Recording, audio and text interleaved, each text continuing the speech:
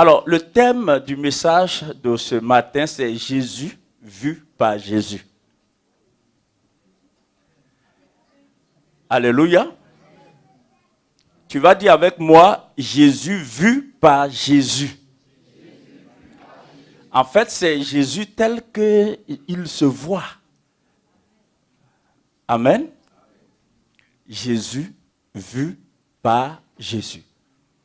Vous vous rappelez qu'un jour, Jésus avait demandé à ses disciples, que dit-on que je suis? Et les disciples ont dit tout ce que vous savez. Les gens disent que tu es Jérémie, il y en a qui disent que tu es Élie, d'autres encore disent que tu es Moïse, etc., etc. Et puis après, il se tourne vers ses disciples eux-mêmes. Et il leur demande, mais et vous-même, qui dites-vous que je suis? C'est alors que Pierre, conduit par l'Esprit de Dieu, prend la parole et dit, tu es le Christ, le Fils du Dieu vivant.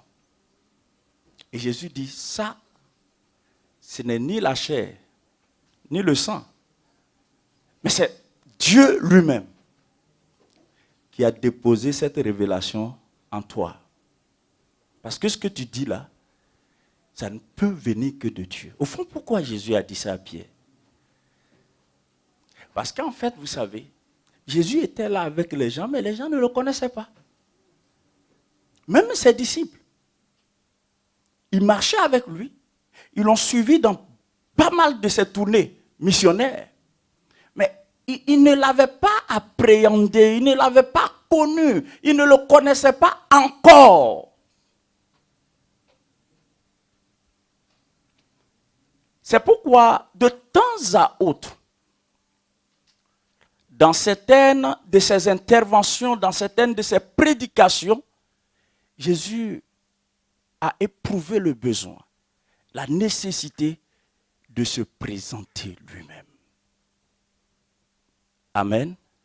Et en différents endroits de la Bible, il s'est présenté.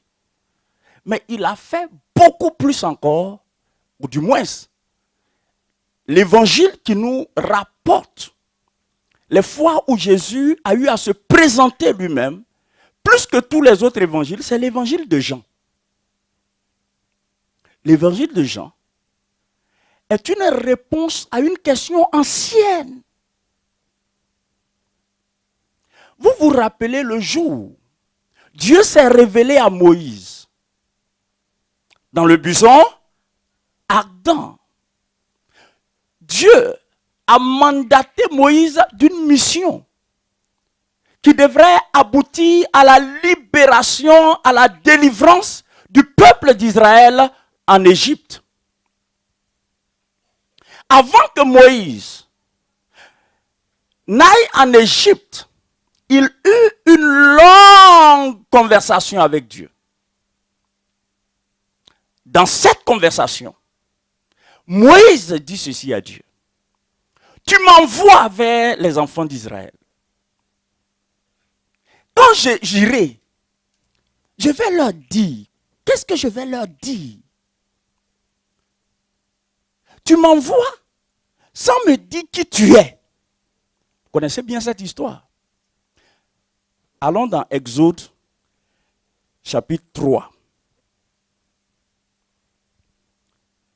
À partir du verset 13, je lis. Moïse dit à Dieu, j'irai donc vers les enfants d'Israël. Je leur dirai, le Dieu de vos pères m'envoie vers vous. Mais s'ils me demandent quel est son nom, que leur répondrai-je? Dieu dit à Moïse,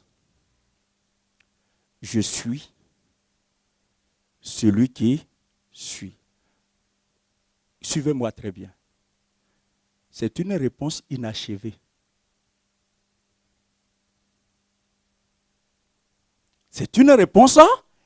D'ailleurs, les exégètes, les historiens de la Bible ont révélé que dans la version original.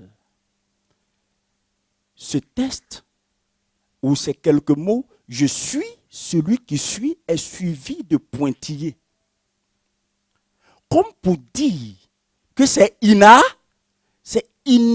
Il y a quelque chose qu'il faut ajouter. Moïse voulait comprendre, connaître, découvrir la véritable identité de Dieu. Il voulait que Dieu se présente à lui, tel qu'il est. Il n'avait pas tort, parce qu'à cette époque, il était question de différentes sortes de dieux. Les Madianites avaient leur Dieu. Tous les peuples de cette époque, chaque peuple avait non seulement leur Dieu, mais leur Dieu au pluriel. Maintenant, il va aller et il va trouver les enfants d'Israël en Égypte et il va leur dire, le Dieu de vos pères m'envoie. Vous dites, mais c'est qui? Et quand lui pose la question à Dieu, Dieu lui dit, va leur dire, je suis celui qui suis. Va leur dire celui qui suis. C'est ce qu'il dit, hein? Il dit, je suis celui qui suis. Et il ajouta, c'est ainsi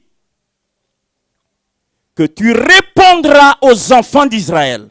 Celui qui s'appelle je suis m'a envoyé vers vous. Waouh! J'imagine les difficultés, la difficulté que Moïse a dû avoir quand il a eu à décliner l'identité de celui qu'il avait envoyé. Il dit aux enfants d'Israël, celui qui s'appelle je suis. Les enfants d'Israël n'avaient jamais entendu cela. Maintenant, comme je disais tantôt, ce test est suivi de trois points de suspension. Vous savez quoi? Dieu ne pouvait pas décliner pleinement son identité. C'est ainsi que quand vous lisez l'Ancien Testament, vous découvrirez que progressivement, c'est en fonction des circonstances, Dieu va agir. Et chaque fois qu'il va agir, un nom lui sera attribué en fonction des actes. Par exemple, quand il va donner, il va montrer un bélier en substitut à Isaac. Abraham va dire Yahweh Jireh, c'est-à-dire le Dieu qui pourvoit. À partir de là, vous allez voir que chaque nom de Dieu, tel que nous le connaissons, il y avait Nissi, il y avait Rapha, El Shaddai, etc., etc. C'est que chaque fois que Dieu agissait d'une certaine façon, intervenait dans une certaine circonstance, les hommes lui attribuaient un nom correspondant à l'exploit précis, spécifique, n'est-ce pas, que Dieu a accompli. Est-ce que vous suivez? Je me permets de vous dire qu'en fait, c'est des qualificatifs. C'est des noms qu'on a utilisés pour qualifier certaines actions de Dieu. Certaines manifestations de sa grandeur, de sa puissance. Ces noms ont le mérite de nous révéler certains attributs de Dieu. Ces noms ont le mérite d'illustrer certains attributs de Dieu. Mais ces noms n'étaient pas à même de nous révéler pleinement l'identité de Dieu. Vous lirez beaucoup de livres sur les noms de Dieu. C'est précieux, lisez-les. Mais ces noms ne peuvent pas vous permettre d'apprécier Dieu. Il a dit à Moïse, je suis celui qui suis, point de suspension. Mais je suis devant vous pour vous annoncer qu'un jour, les points de suspension ont été enlevé. Quelqu'un peut acclamer le Seigneur pour ça. Ces points de suspension ne pouvaient pas être enlevés, ôtés. Au temps de Moïse, ce n'était pas possible. Parce que la révélation n'était pas encore complète. Nous n'étions que dans l'ancienne alliance. Il y avait une alliance meilleure qui était en attente de se manifester. Et il fallait les meilleures choses attendre les meilleurs moments.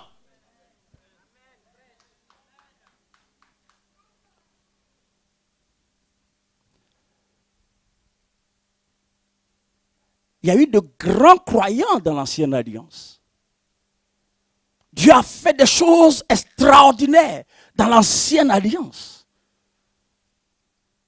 Mais l'ancienne alliance reste limitée, incomplète et disons-le, imparfaite. Et le mot n'est pas de moi. Dans cette alliance imparfaite, il était impossible que Dieu se révèle pleinement. Dieu a dû attendre. Dis avec moi, il a dû attendre. Waouh! Il a dû attendre le bon moment, le moment approprié. Voyez, Moïse était très embarrassé, j'imagine, d'aller dire aux enfants d'Israël, celui qui suit m'a envoyé. Déjà, même grammaticalement, c'est compliqué. N'est-ce pas? Grammaticalement, c'est compliqué. Celui qui suit m'a envoyé. Grammaticalement, c'est compliqué. Est-ce que vous me suivez? Très compliqué. Mais c'est ce que Dieu lui a dit. Va dire, celui qui suit.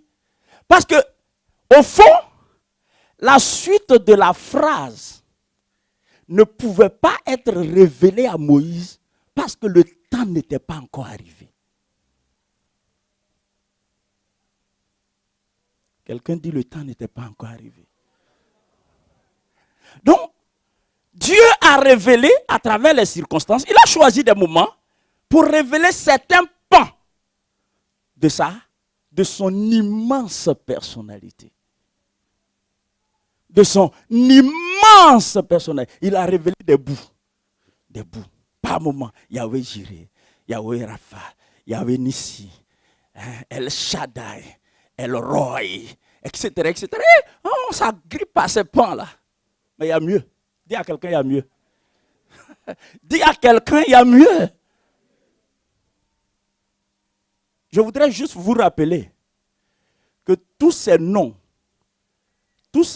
que nous avons mémorisés, que nous citons, que nous chérissons, à raison, tous ces noms-là sont dans l'Ancien Testament.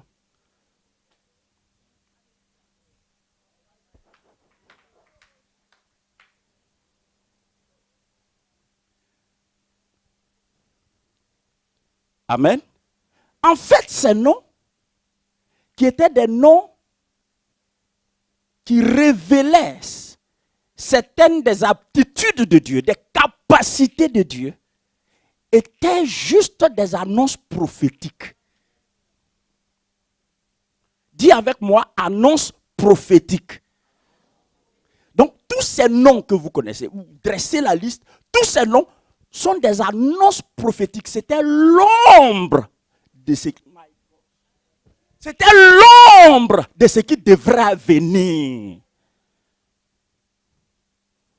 Malgré la beauté, la bonne sonorité de ces noms, le bienfait que l'évocation de ces noms procure à l'âme humaine, à l'esprit humain, je suis en train de dire que c'était des annonces prophétiques, c'était l'ombre des choses à venir.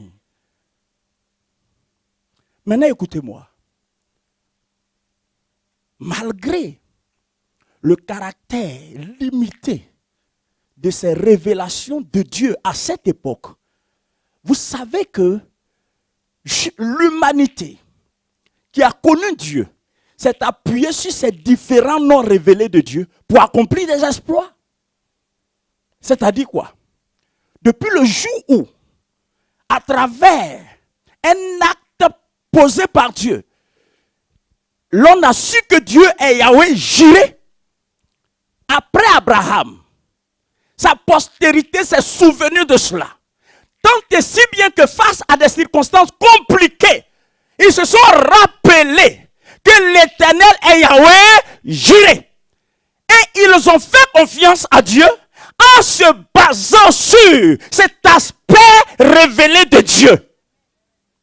Ils se sont appuyés, ils se sont fondés sur le fait que Dieu est Yahweh juré. Celui qui avait besoin de guérison s'est souvenu qu'il est Yahweh Rapha, l'Éternel qui guérit. En d'autres termes, malgré leur caractère limité, ces noms ont servi à provisionner. Je dis bien approvisionner, pas à approvisionner, mais approvisionner. Provisionner, P-R-O, etc. Il y a deux verbes, il y a approvisionner et il y a provisionner. Donc ces noms ont servi à provisionner, à alimenter, à donner à la foi de ces anciens la nourriture nécessaire, la substance nécessaire. Amen. Maintenant, n'oubliez pas, je sais que c'est nouveau pour vous, mais j'espère que ça ne vous choque pas de savoir que ces noms étaient limités. Est-ce que vous comprenez? Est-ce que vous avez compris? Ces noms, beaucoup ne savent pas ça. C'est une révélation. Ces noms avaient une portée prophétique. Dis avec moi, portée prophétique. Vous allez comprendre ça. Ces noms avaient une portée prophétique. Cependant, il restait l'ombre de quelque chose qui devrait, l'ombre de quelque chose qui devrait, de quelque chose qui devrait venir. Quel est ce quelque chose qui devrait venir? Quel est ce quelque chose? Waouh! Quand Jésus vient,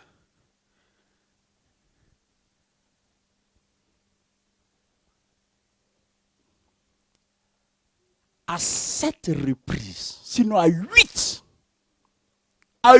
reprises, Jésus rappelle, il dit, je suis. Mais quand il dit je suis, il n'y a pas de point de suspension. Premièrement, il dit je suis le pain de vie. Deuxièmement, il dit je suis la lumière du monde. Troisièmement, il dit je suis la porte des brebis. Quatrièmement, il dit je suis le bon berger. Waouh, Moïse a demandé qui es-tu? Dieu dit je suis, et puis il s'arrête là.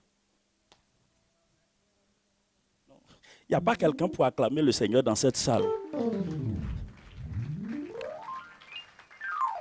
Moïse dit qui es-tu? Il dit je suis celui qui suis. Point final. Dieu a répondu comme s'il n'avait pas envie de répondre. Mais tout en ayant répondu. Je suis celui qui suis. Moïse n'a pas dit mais Seigneur, ça là c'est flou. C'est vague. Je ne comprends pas très bien. Il n'a pas poussé son audace loin. Et je pense que Dieu lui-même l'a arrêté. Pour ne pas qu'il aille au-delà. Il dit, va leur dire, celui qui suit m'a envoyé.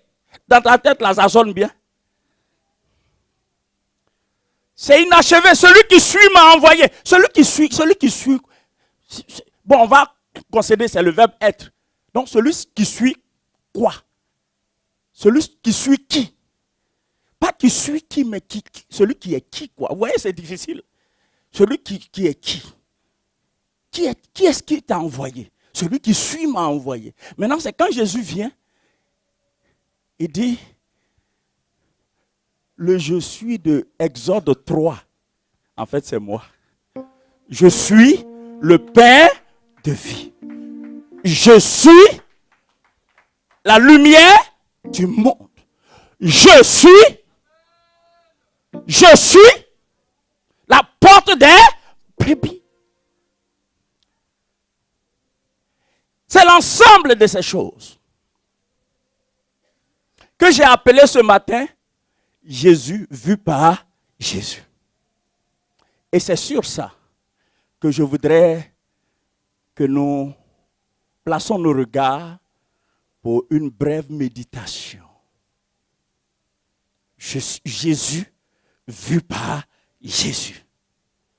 Vous savez, dans tous les cas, entre nous ici, on dit que la meilleure personne pour présenter quelqu'un, c'est la personne elle-même. N'est-ce pas? Ça, c'est vrai.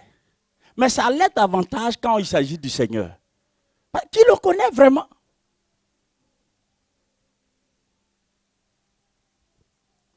Vous comprenez pourquoi, quand les yeux de Jean-Baptiste furent ouverts, il s'est écrié, voici l'agneau de Dieu qui ôte le péché du monde. Donc ne le confondez pas aux autres.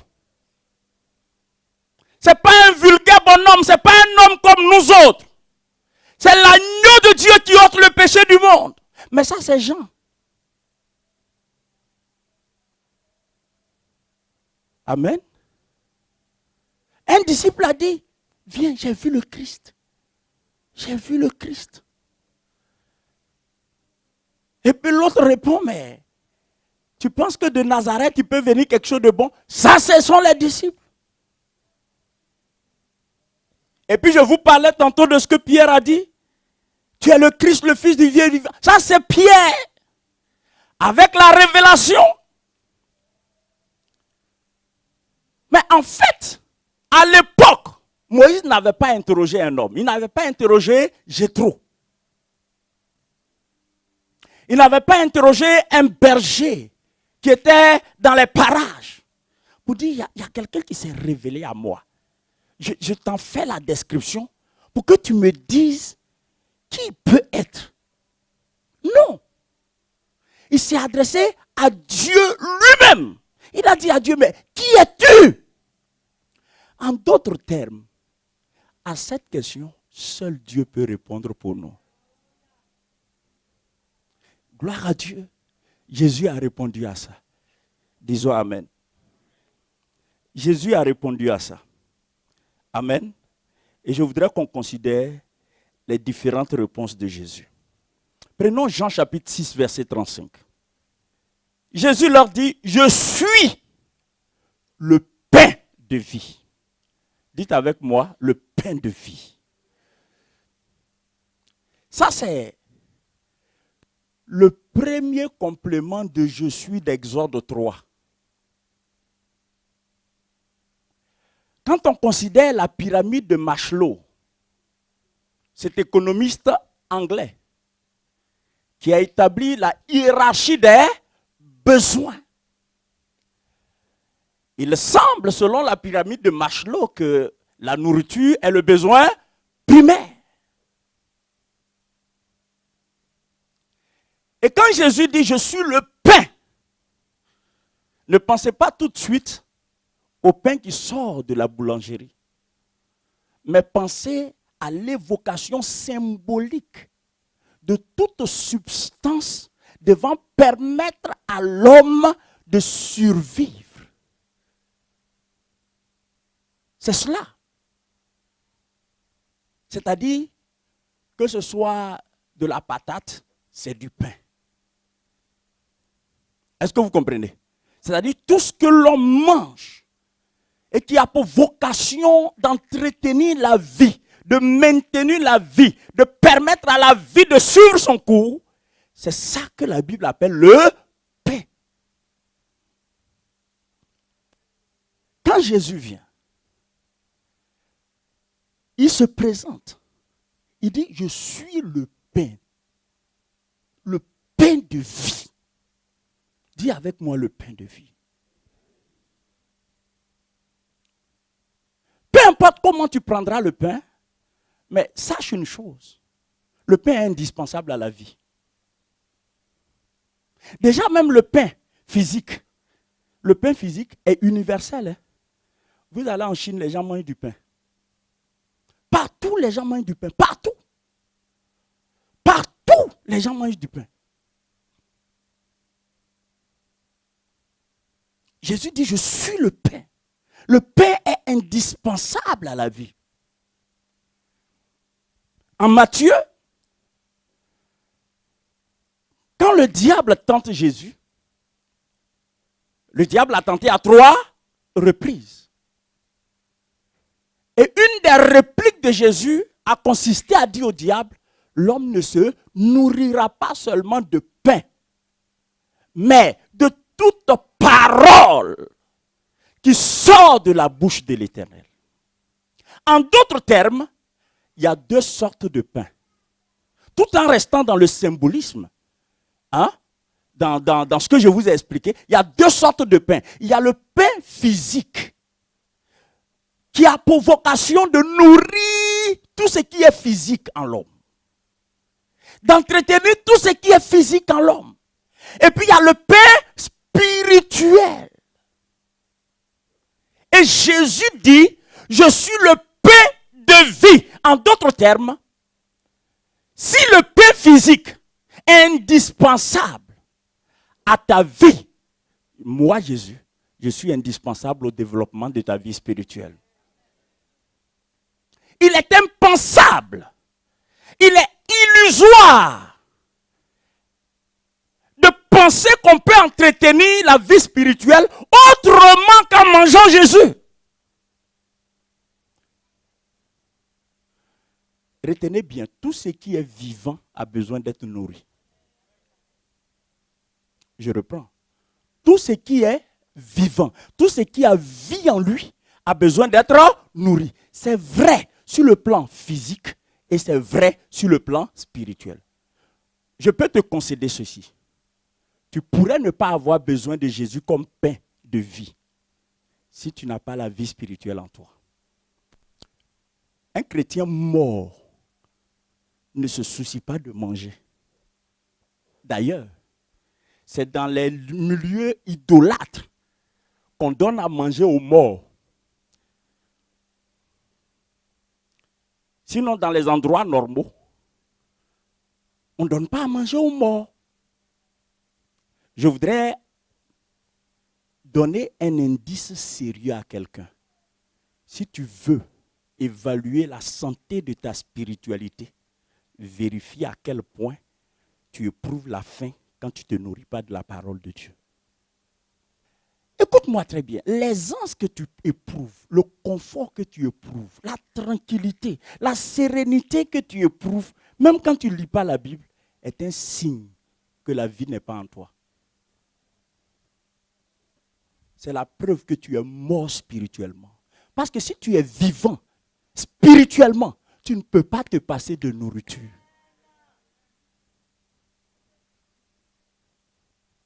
Dis-moi que ça ne te dérange pas quand tu ne médites pas. Dis-moi que ça ne te dérange pas quand tu passes 1 jour, 2 jours sans étudier la Bible. Dis-moi que ça ne te dérange pas. Je te dirai que tu es un cadavre. Il n'y a pas de tricherie à ce niveau. Parce qu'au fond, nous ne décidons pas, quelqu'un peut dire pasteur prêche, nous ne décidons pas d'avoir faim. Écoutez-moi très bien. Physiquement, nous ne décidons pas. Jamais tu ne peux t'asseoir et puis dire, dans les heures qui suivent, là, il faut que j'ai faim. Non.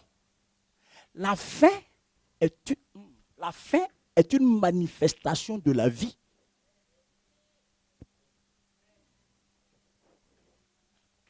La faim est une manifestation de la vie. La soif est une manifestation de la vie. Pas de mouvement.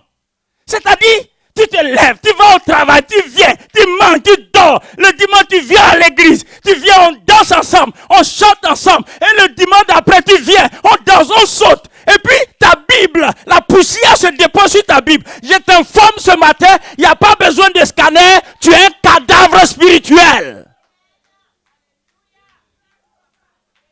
Tu n'es pas vivant.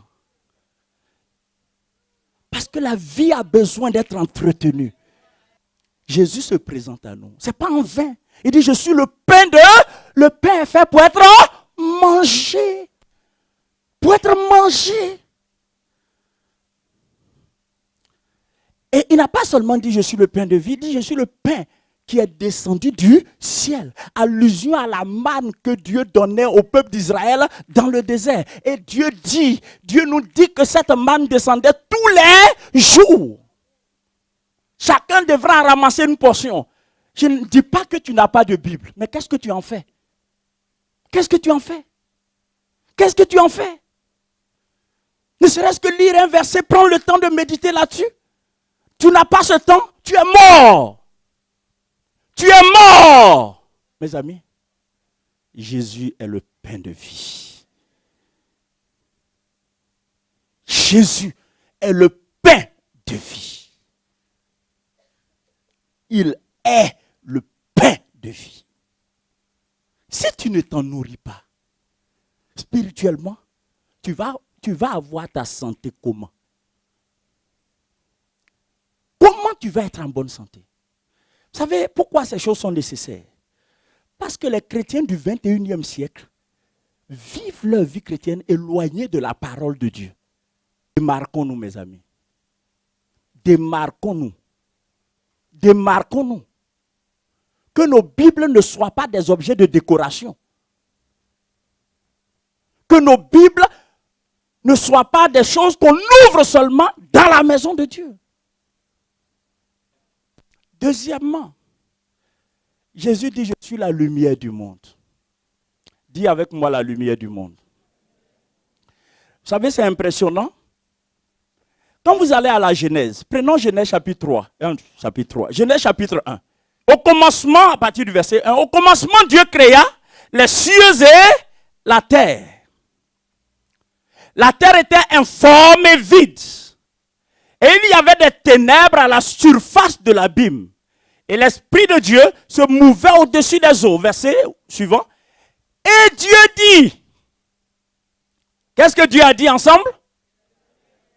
Alors, je vous informe qu'en fait là, Dieu n'a pas créé la lumière.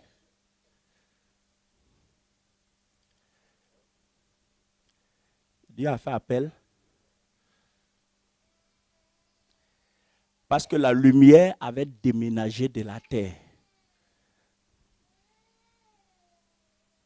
Amen. La Bible dit, les ténèbres couvraient quoi? La surface de la terre.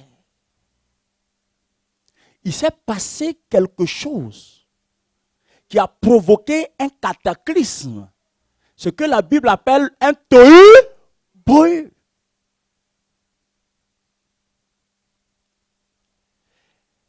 C'était le premier cataclysme que la terre a connu. Et les ténèbres ont envahi cette terre. Maintenant, vous suivez. Quand le temps vint, où Dieu se décida à nouveau de restaurer la terre, je vous informe, chers amis, frères et sœurs, écoutez-moi avec solennité. La première chose que Dieu a faite, quand il prit la décision de restaurer la terre, dis avec moi, quand il prit la décision de restaurer la terre, continue en disant, la première chose qu'il fit, c'est d'appeler la lumière. Ça veut dire beaucoup de choses. Pourquoi? Parce que la lumière, c'est l'environnement adéquat, approprié pour Dieu, pour entreprendre quelque opération que ce soit.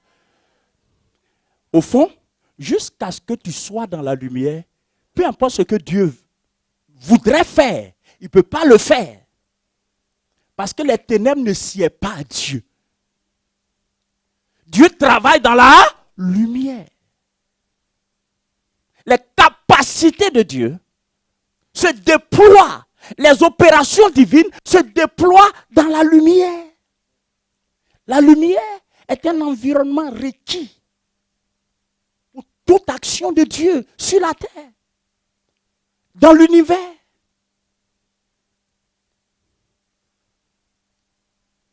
Dis avec moi la lumière. Après, vous trouverez beaucoup de déclinaisons de la lumière. La lumière, c'est la vérité.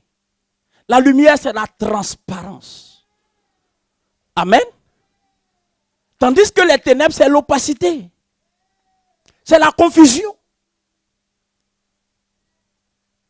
La lumière. Vous savez, il y a beaucoup de choses qui ne dépendent ni de nos jeûnes, ni de nos prières, ni de nos pleurs, ni de nos lamentations.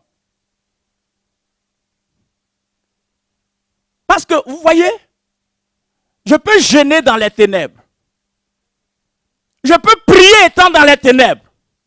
Je peux louer étant dans les ténèbres. Mais je ne serai pas accessible à Dieu.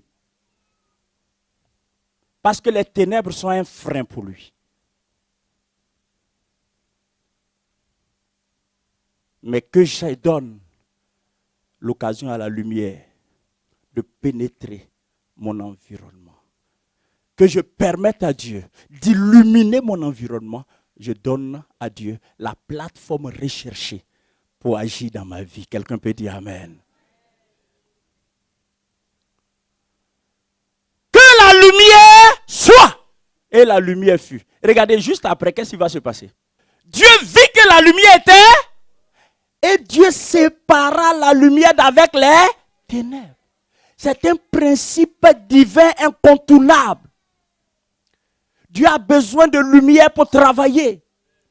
Et c'est pourquoi, afin de permettre aux hommes de pouvoir se nourrir du pain de la vie, une fois que le pain de la vie a été présenté, il fallait que les hommes reçoivent la lumière pour distinguer le pain de la vie.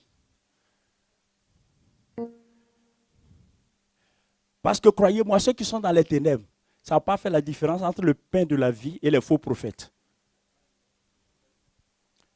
Ils confondent les choses. Il faut pouvoir distinguer entre Jésus et Moïse. Entre Jésus et Jérémie. Entre Jésus et Élie. Moïse n'a jamais dit qu'il est le pain. Élie n'a jamais dit qu'il est le pain. Moïse n'a jamais dit qu'il est le pain. Élie n'a jamais dit qu'il est la lumière. Jésus dit, je suis la lumière. La lumière, c'est ce qui permet à Dieu d'opérer. C'est le préalable. C'est un prérequis absolument indispensable. Dis avec moi, c'est un prérequis. C'est-à-dire, avant toute entreprise divine, il faut d'abord la lumière. Il faut d'abord la lumière. Que Dieu nous fasse grâce. Troisième chose. Il dit, je suis la porte des brebis. Je suis là, la porte des brebis. Disons ensemble la porte des brebis. Disons ensemble la porte des brebis. Vous savez, le mot porte dans la Bible comporte ou véhicule deux sens. Premièrement, le sens ordinaire, ouverture qui permet un passage. Ah, là, c'est la porte. Je disais tantôt que le mot porte dans la Bible véhicule deux sens. Il y a le sens ordinaire, donc un passage pour accéder à un lieu donné, à un compartiment donné. Ça, c'est la porte. Mais dans l'ancien temps, comme d'ailleurs, vous voyez, Paris est bâti sur cette... est bâti de cette façon aussi. Vous savez que Paris est entouré de portes. Et Jérusalem était bâti comme ça aussi. Avec des portes. Est-ce que vous suivez? Et donc là, nous avons la porte dans ce qu'elle est ordinairement. La porte. Mais il se trouve qu'à l'époque, les anciens s'asseyaient aux portes pour prendre les grandes décisions. C'est-à-dire les portes étaient des endroits où l'on tenait conseil, où l'on prenait des décisions, les anciens de la ville. C'est ainsi que vous lirez dans la Bible que Lot était assis à la porte de Sodome. Ce qui sous-entend que Lot était juge à Sodome. C'est-à-dire il était parmi ceux qui prenaient les décisions. Vous comprenez? C'est aussi pour cette raison, Jésus a dit, je vous donne les clés du royaume et les portes de l'enfer et du séjour des morts ne prévaudront point. Les portes ne prévaudront point. C'est-à-dire les lieux de décision de l'enfer. C'est-à-dire le conseil, les décrets que l'enfer va signer ne pourront rien contre vous. Donc là, c'est le mot porte, non pas juste en tant qu'ouverture, mais en tant que lieu où l'on siège pour prendre des décisions, pour signer des décrets. Quelqu'un a compris, il dit Amen. Maintenant, quand Jésus vient, il dit, je suis la porte. Ça représente les deux choses. Premièrement, je suis celui par qui vous pouvez accéder au royaume de Dieu. Jésus conçoit l'Église. L'Église, en Jean 10, l'Église est présentée comme le pâturage de Dieu. Et le pâturage de Dieu, c'est un enclos. Est-ce que vous voyez ça? Et Jésus dit, je suis la porte du pâturage. Donc, pour accéder à l'enclos, il faut passer par la porte. Et la porte, c'est lui. Et ce qui est impressionnant, on le verra, il est à la fois la porte et il est aussi le berger. Jésus dit, je suis la porte. Et il dit, celui qui passe par moi sera sauvé.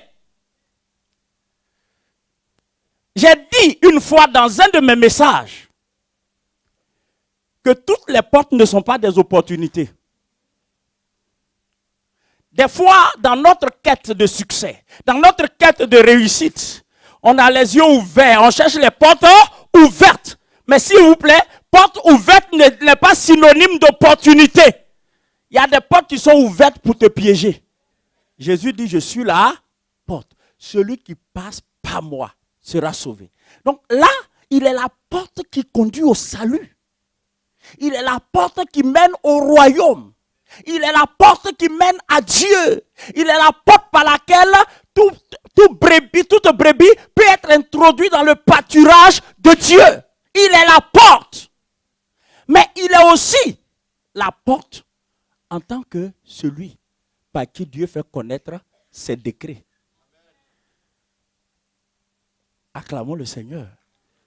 Celui par qui Dieu fait connaître ses décrets. Et j'ai l'occasion à travers ce message de vous dire que toutes les décisions, tous les décrets, toutes les lois, tous les conseils de Dieu se retrouvent condensés en la personne de Jésus-Christ. Jésus est la somme de toutes les réalités spirituelles. Jésus est la combinaison. C'est la combinaison, c'est la somme de tous les décrets. C'est-à-dire, Dieu ne fait rien sur la terre en dehors de Jésus.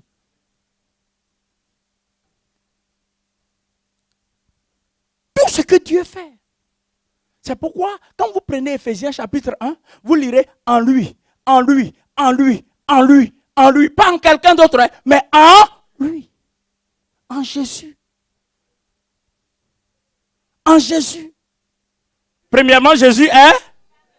Deuxièmement. Troisièmement. Et quatrièmement, il est le bon berger. Il est le bon berger. Dites avec moi le bon berger. Vous savez, si vous lisez la Bible attentivement, vous vous rendrez compte que les bergers, il y en a eu beaucoup. Moïse était berger, n'est-ce pas? Mais il n'était pas le bon. Amos était berger, mais il n'était pas le bon.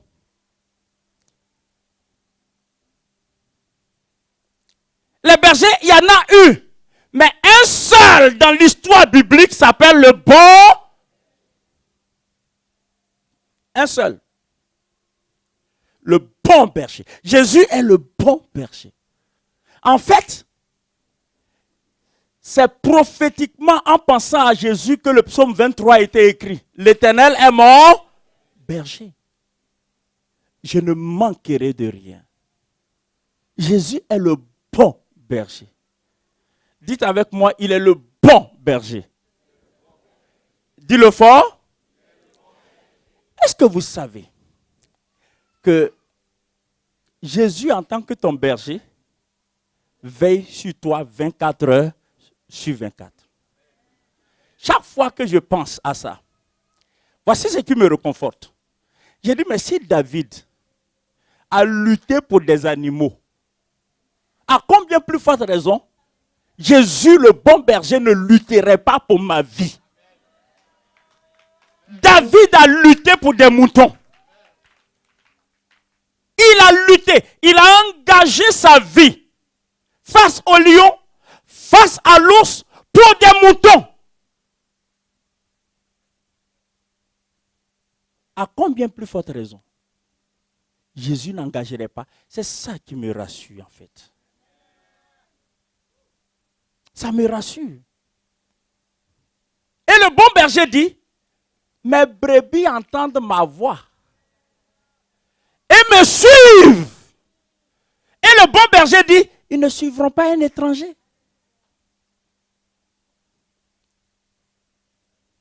Si tu es brebis, tu sais qui est ton berger. Chers amis, Jésus se présente à nous, je suis le bon berger. Le bon berger. Et il dit, le bon berger donne sa vie pour ses brebis. Et il l'a fait. Il l'a fait.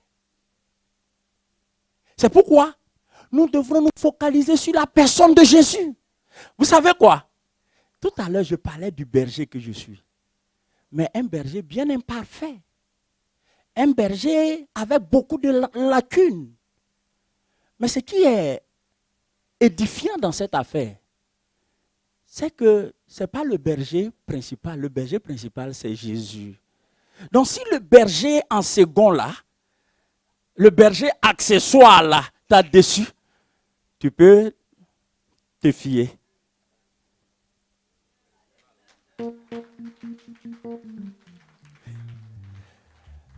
Parce que le berger par délégation, moi je suis un berger par délégation. Pas le berger, mais un berger. Lui il est le, moi je suis un. Et un berger peut te décevoir, mais le berger ne te décevra jamais. Il est le bon berger. Il est. Il dit, je suis le bon berger. Et cinquièmement, il dit, je suis le Fils de Dieu. Il a dit sans complexe. Est-ce que vous savez qu'avant lui, aucun des prophètes n'a pu dire ça? Aucun des patriarches n'a pu dire ça. Seul Jésus a déclaré, je suis le Fils de Dieu. Et une des raisons pour lesquelles les gens vont l'amener à la croix, c'était ça. Parce qu'il a dit qu'il est le Fils de Dieu. Et ce n'est pas parce qu'il avait péché, il n'a jamais péché. Mais pourquoi? Pourquoi quand il a dit qu'il était Fils de Dieu, les gens étaient irrités? Pourquoi ça les a offusqués? Pourquoi? Parce qu'en fait, ils comprenaient ce que Jésus voulait dire. Fils de Dieu. Contrairement à ce que les gens pensent, Fils de Dieu ne veut pas dire quelqu'un que Dieu a accouché. Dieu n'a jamais accouché quelqu'un. Fils de Dieu ne veut pas dire quelqu'un que Dieu a apporté dans ses entrailles et puis Dieu l'a mis au monde. Jésus aurait eu un commencement, il n'a jamais eu de commencement. Fils de Dieu veut dire représentant légal et officiel de Dieu. Représentant légal et officiel de Dieu. C'est pour cette raison. La première personne à déclarer que Jésus est Fils de Dieu, c'est Dieu lui-même. Lors de son baptême, il a dit, celui-ci est mon Fils. Il n'avait jamais dit ça de Moïse. Il est Fils de Dieu. C'est ce que les musulmans n'ont pas compris. Quand ils entendent Fils de Dieu, ils disent ça froulaille, blasphème. Non, ce n'est pas un blasphème. Il est le représentant légal de Dieu sur la terre. Il a dit, celui qui m'a vu a vu le Père. Car moi et le Père, nous sommes un. Il dit, je fais ce que je vois mon Père faire. Je ne fais rien que mon Père ne fait pas. Les gens disent, mais montre-nous le Père. Il dit, mais comment je suis avec vous et vous ne m'avez jamais connu. Celui qui m'a vu a vu le Père. Nous sommes pareils. Je suis son représentant légal. Je suis son fils. Alléluia. Jésus est le Fils de Dieu. Sixièmement, il dit, je suis la résurrection et la vie. Dis avec moi, il est la résurrection et la vie. Ça veut dire quoi? C'est impressionnant que ces deux mots soient couplés en la personne de Jésus. La résurrection et la vie. Il aurait été suffisant que le Seigneur dise, je suis la résurrection. Est-ce que vous suivez? Ça ne poserait pas de problème. Jésus dit, je suis la résurrection et la vie. En d'autres termes, je suis celui sur qui la mort n'a aucun pouvoir. Avec moi, la vie ne s'arrête pas. Je ne parle pas de moi, je parle de Jésus. Avec moi, la vie ne s'arrête pas. Je suis la résurrection. C'est ce qu'il a dit à Marthe. Il a attendu, hein? Il a attendu, hein? Il a attendu, hein? À l'occasion des funérailles de Lazare pour se révéler. C'était le meilleur contexte. Dis avec moi, Jésus est la résurrection et il est la vie. J'évoquais tantôt le fait que le mot résurrection soit couplé, associé au mot vie. Mais vous savez quoi? C'est important de comprendre.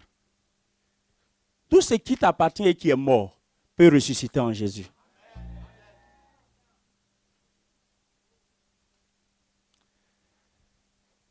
Ce n'est pas seulement la vie que Jésus ressuscite, mais Jésus ressuscite les destinées.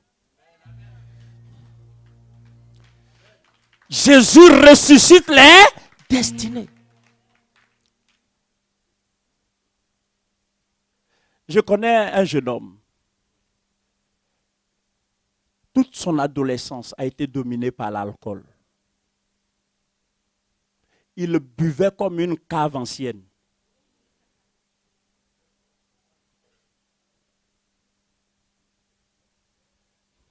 Il était comme un dépôt de vin. Il buvait. L'enfant buvait quoi. Apparemment, c'était un envoûtement. Il buvait, c'était un vrai tonneau. L'enfant se réveillait, le jeune homme, c'est un jeune homme, il se réveillait sous. Alors, ne me demandez pas s'il a pu terminer ses études dans ces conditions. La réponse est connue.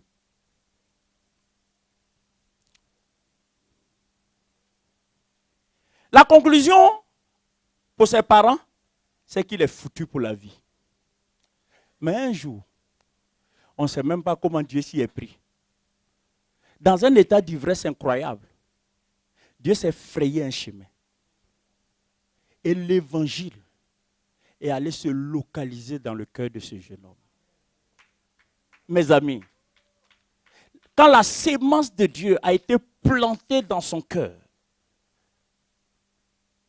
rien qu'en entendant la prédication de l'évangile, la sémence de Dieu est allée droit se localiser dans le cœur de l'enfant. Et la sémence de Dieu a commencé à faire son œuvre. Vous savez ce qui a suivi?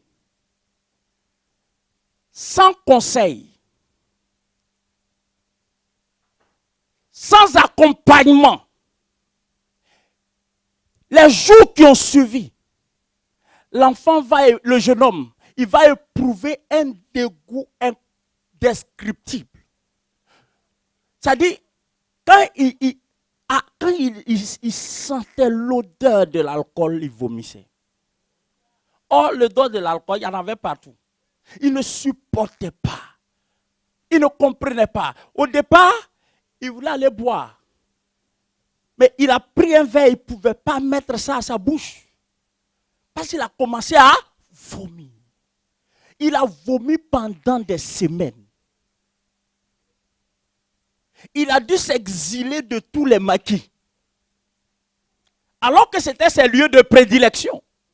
Il s'est exilé des maquis. Ce jeune homme dont la vie était vouée à la mort, à la destruction. Sa vie était marquée du sceau du gâchis. Ça dit ses parents, la société, l'État avait apposé sur sa vie le cachet de « il est foutu ». Mais vous savez ce qui s'est passé? La résurrection et la vie a effacé cela.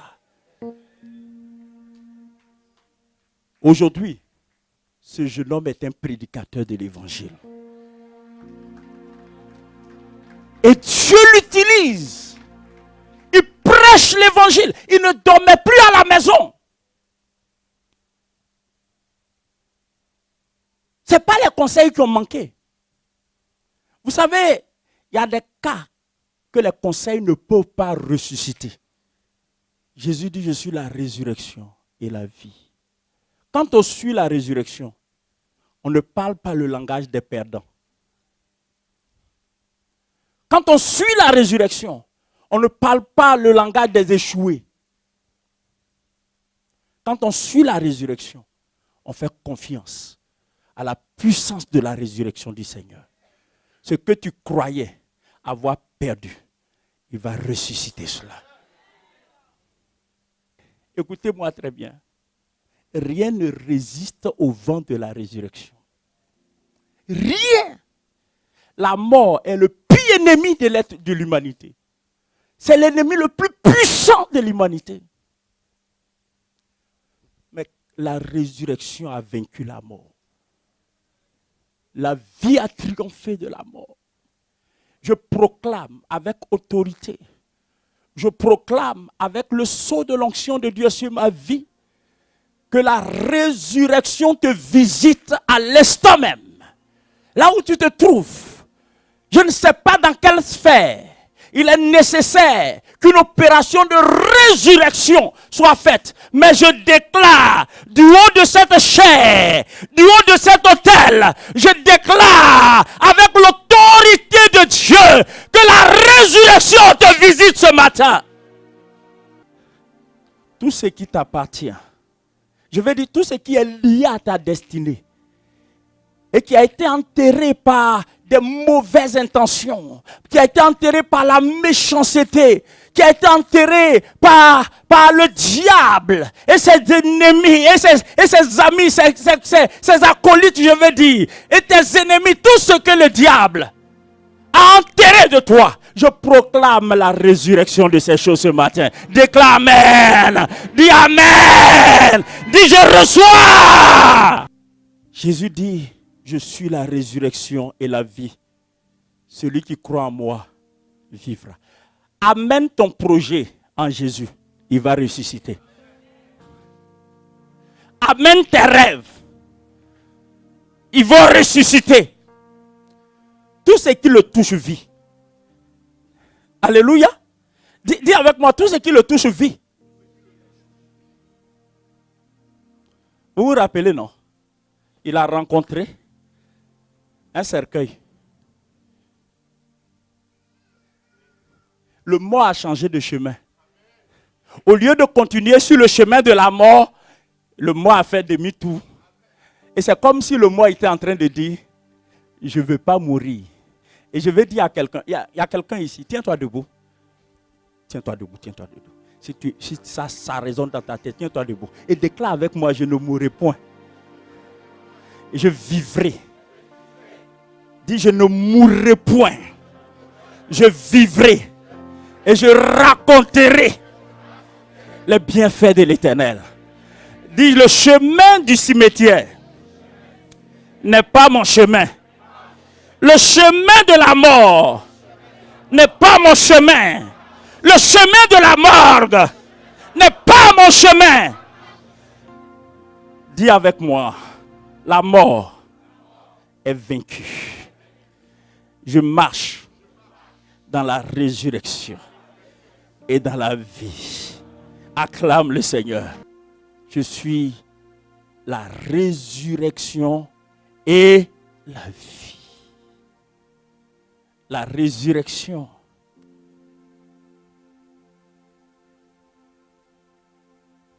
La résurrection et la vie. Alléluia.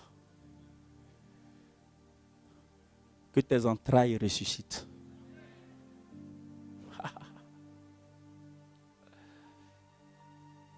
Que les fœtus morts en toi reviennent à la vie au nom de Jésus. Jésus dit, je suis la résurrection et la vie. Septièmement, il dit, je suis le chemin, la vérité et la vie. Il insiste. Je suis le chemin. Dans un monde de confusion comme le nôtre, dans un monde aussi enténébré comme le nôtre, quelle grâce de trouver le bon chemin et le vrai.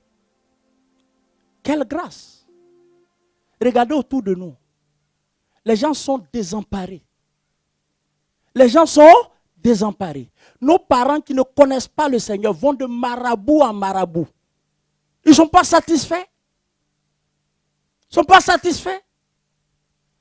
Ils veulent qu'un marabout leur dise ce que demain leur réserve. Les plus intellectuels, les plus policés, pas policiers, policés, parmi eux, s'adressent aux astrologues pour voir la semaine qui va commencer. Conformément à leur signe astrologique.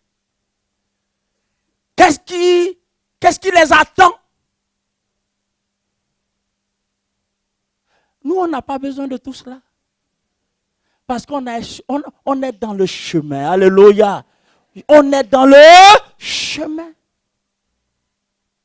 On est dans le chemin. On n'est pas dans un chemin. On est dans le chemin. Je suis le chemin. Je suis la vérité et je suis la vie. J'attire votre attention. Frères et sœurs, que la vérité, elle est unique. Il n'a pas dit je suis une des vérités. Il n'y a pas deux vérités. Le monde aujourd'hui est en train de nous habituer à croire que sur le plan religieux, il y a beaucoup de vérités. En d'autres termes, ce n'est pas la seule voie.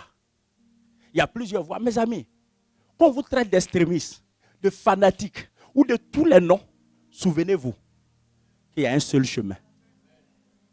Il y a un seul chemin. Bouddha n'est pas un chemin. Mahomet n'est pas un chemin. Confucius n'est pas un chemin. Krishna n'est pas un chemin. Moule n'est pas un chemin. Raël n'est pas un chemin. Jésus dit, je suis le chemin. Je suis le chemin. Alléluia. Alléluia. Jean 14, verset 6, il dit, je suis le chemin, la vérité et la vie. Et la vie. Croyez-moi, personne ne peut être dans le chemin et se perdre. Jésus, tu ne peux pas suivre Jésus et puis te perdre. Il est le chemin. N'ayez pas peur. Où que vous alliez, de nuit comme de jour, soyez rassurés. Soyez rassurés. N'ayez pas peur. Il n'est pas seulement le pain de vie. Il est la lumière du monde. Il n'est pas seulement la lumière. Il est la porte. Il n'est pas seulement la porte, mais il est le berger qui te conduit. Il n'est pas seulement le berger. Il est le Fils de Dieu. Et il n'est pas seulement le Fils de Dieu. Il est la résurrection et la vie. Il n'est pas seulement la résurrection et la vie. Il est le chemin, la vérité et la vie. N'ayez pas peur. N'ayez pas peur. Où que vous alliez. Vous savez quoi? Le tout, c'est de demeurer attaché à lui. Et cela m'amène à vous décliner. Le dernier, je suis. Il dit, je suis le cep. Acclamons le cep.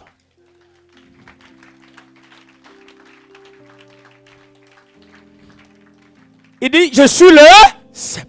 Les hommes d'affaires du plein évangile, section de Bordeaux, c'est des Français.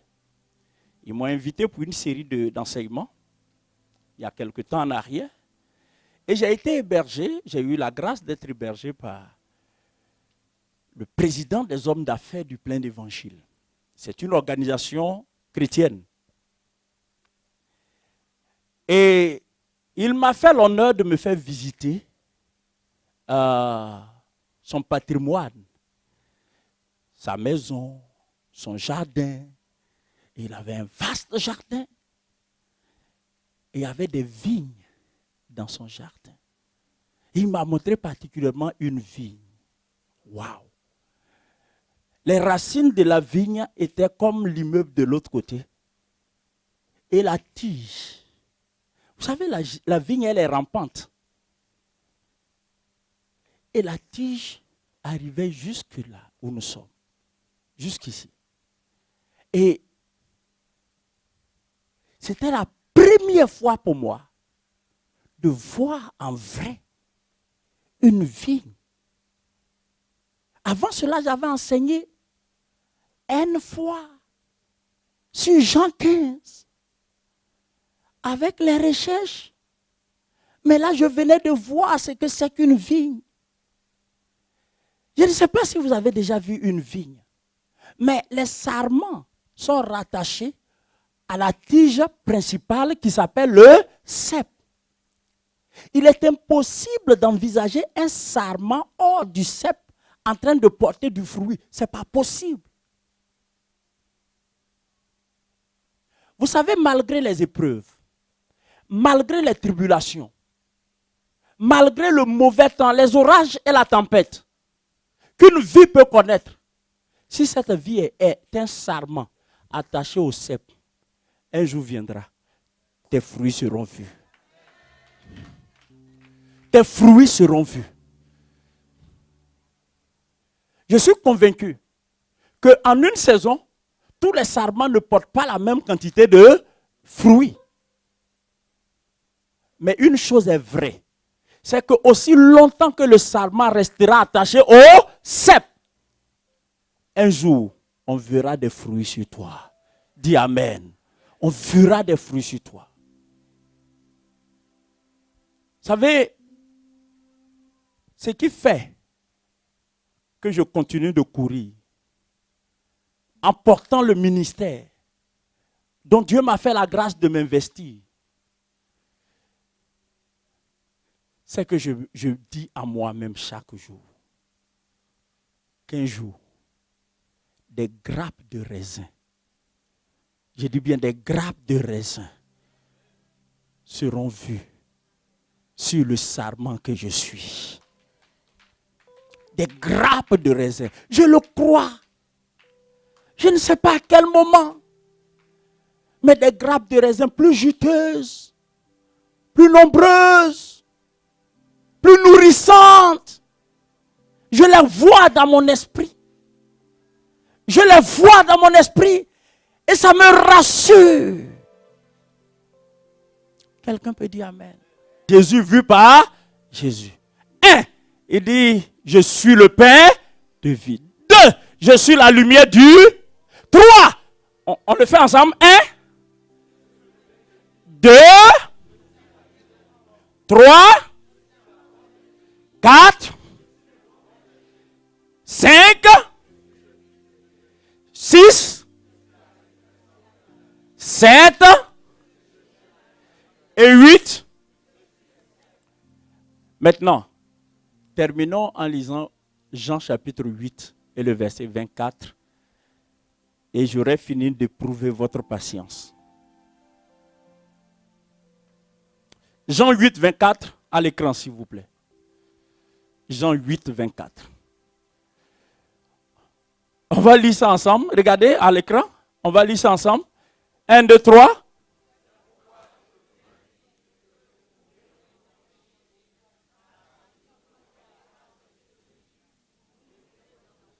Waouh. Retenez ce qui est au milieu. Les deux propositions qui encadrent ce qui est au milieu, c'est vous mourrez, vous mourrez. Mais vous mourrez pourquoi? Si vous refusez de croire, quoi? Qui il est? Jean 8, 24. On va lire juste ce qui est au milieu, car. Arrêtons-nous là. Il dit, si vous ne croyez pas ce que... Qu'est-ce qui entraîne les gens dans la mort? C'est de refuser de croire.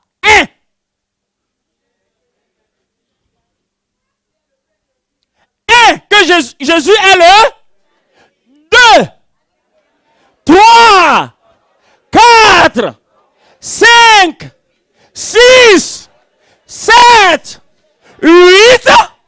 Si tu ne crois pas en ces choses, si tu ne vis pas ces choses, tu es mort. Est-ce qu'on peut acclamer le Seigneur? La mort vient quand on refuse de croire à ces choses. 8 choses. Et ces 8 choses, est-ce que vous suivez? Ces 8 choses scellent l'alliance avec Dieu. Regardez le chiffre 8. C'est le seul chiffre qui n'a pas de fin. En mathématiques, on utilise le 8 renversé pour définir l'infini. N'est-ce pas? Hein? C'est le 8 couché qui définit. Hein? Ou bien? C'est ça, hein, Serge? C'est le 8 couché, non? Parce que ça fait longtemps, hein, cette histoire-là. Oui, c'est le 8. Alors, on met soit plus l'infini ou moins l'infini. C'est le 8 couché. Et tu ne peux pas sceller ton alliance avec Dieu. Tu ne peux pas consolider ton alliance avec Dieu. Et si tu n'es pas en alliance avec Dieu, ça veut dire que tu ne crois pas en ces choses. Si tu crois en ces choses et tu les pratiques, tu es en alliance avec Dieu. Tu vis. Si tu as un parent, un ami, un collègue qui ne croit pas en ces choses, il est mort. Voici la réponse que Dieu a donnée à l'humanité à la question de Moïse. Qui es-tu? Il dit, je suis le pain de vie. Qui es-tu? Je suis la lumière du monde. Qui es-tu?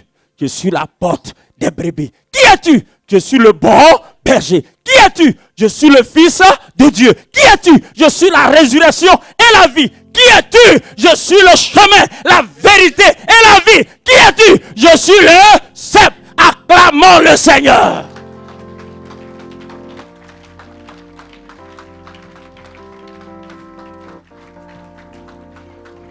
Tenez-vous debout.